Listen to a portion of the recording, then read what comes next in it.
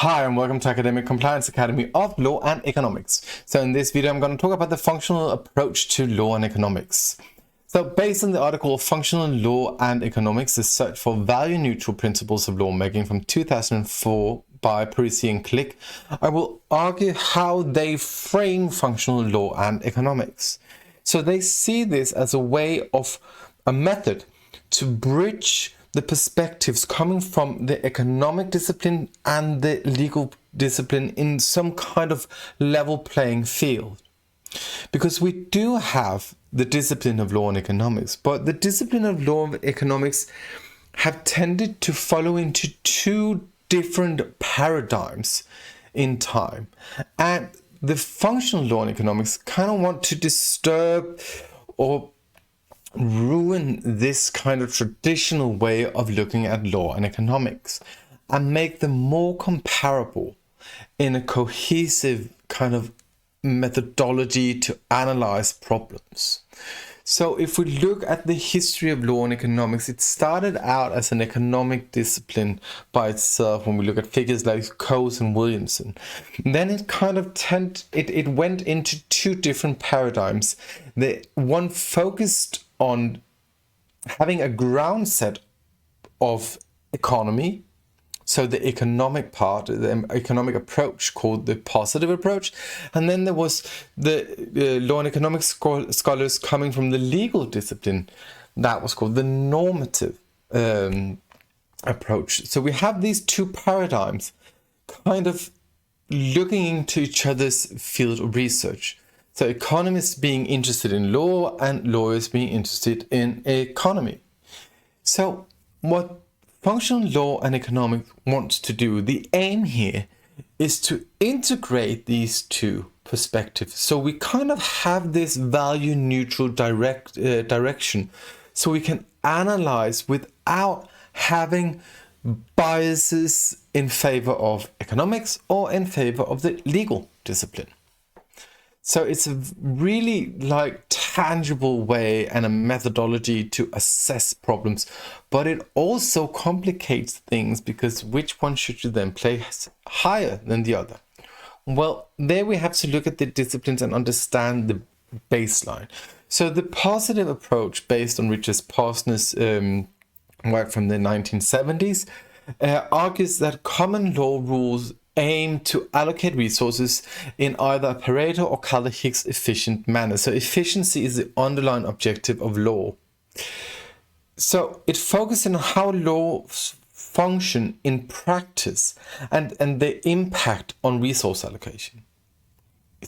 You can already hear this is an economist talking.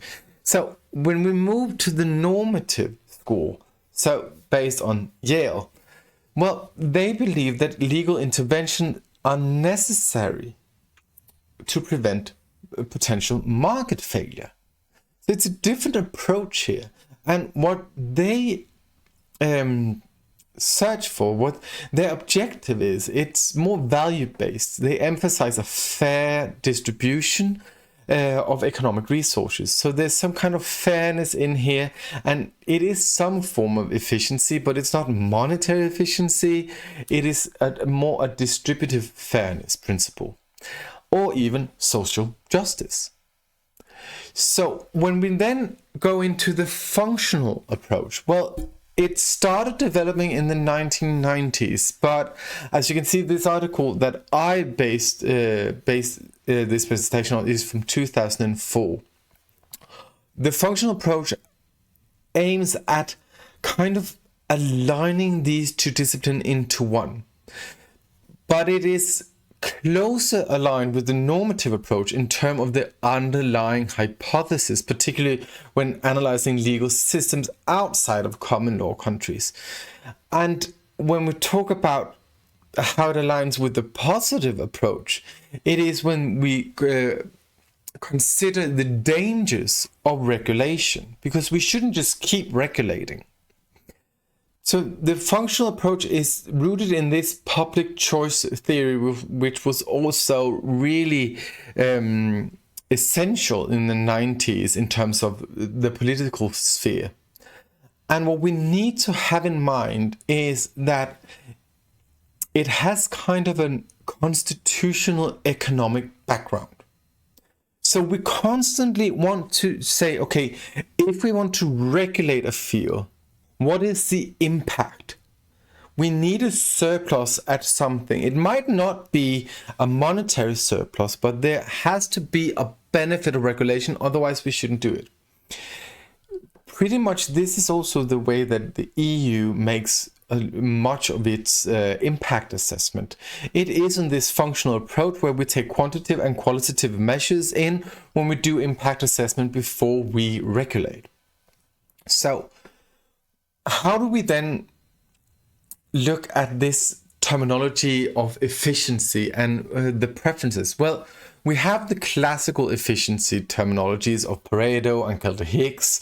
The Pareto, where no one can be made better off without making someone worse off, and Kalle-Hicks is where we want to accumulate wealth, but not necessarily with a compensation.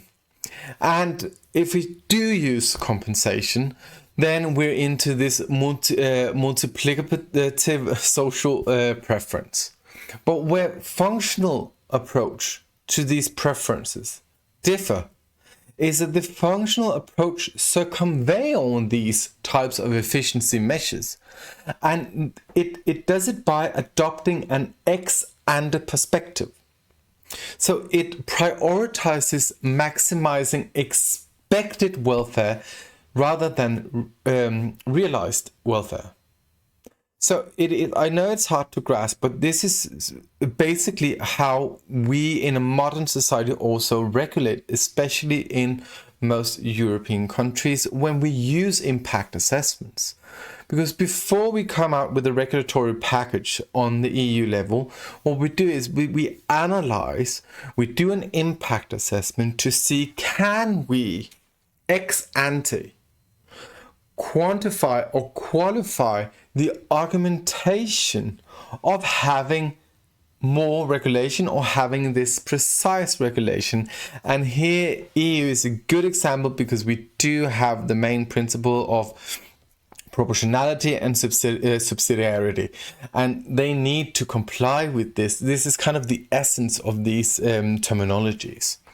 So when we look at this maximization, what is this welfare maximization, or what is it that we actually maximize? Because if we look at the positive approach, they want wealth maximization.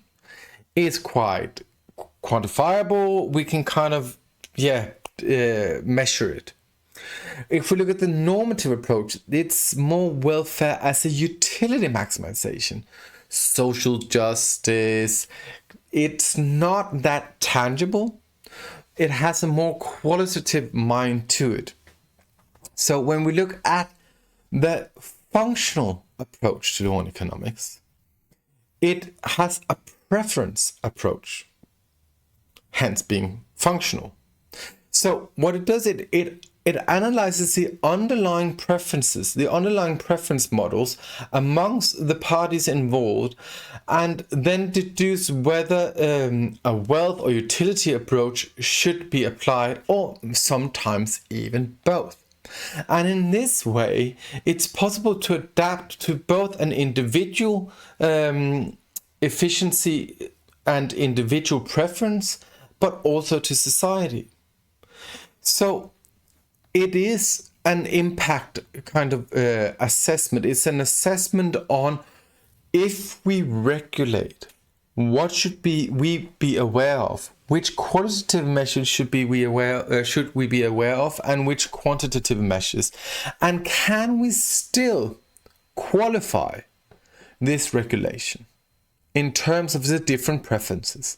We need an argumentation of maybe deducing cost to some parties while giving rights to other parties. And we need this argument, and why? Because it needs to have a functional argumentation. We need to induce this law, we need to legislate in this area because it serves a function to society. It has an aim, it has a core goal. So in this way, it is more clear sometimes when we use this functional approach what the aim of the law is and we tend to have less regulation because we don't just build on.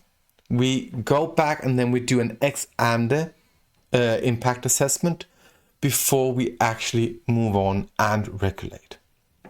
So the conclusion is, by using the functional approach to law and economic, we provide a more nuanced framework that navigates between the classic economic way of measuring things and the classic normative legal way and their considerations.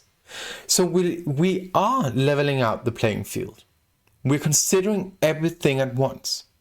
We're using both quantitative and qualitative measurements at once, but we need to argue it in a preference scheme. So if we are to regulate, if we are to do something in a legal intervention, the argumentation should be that our preferences is in society, for example with human rights, succeeds the cost of implementing. So this was a video on functional law and economics. Stay tuned, subscribe, and let's talk much more about law and economics.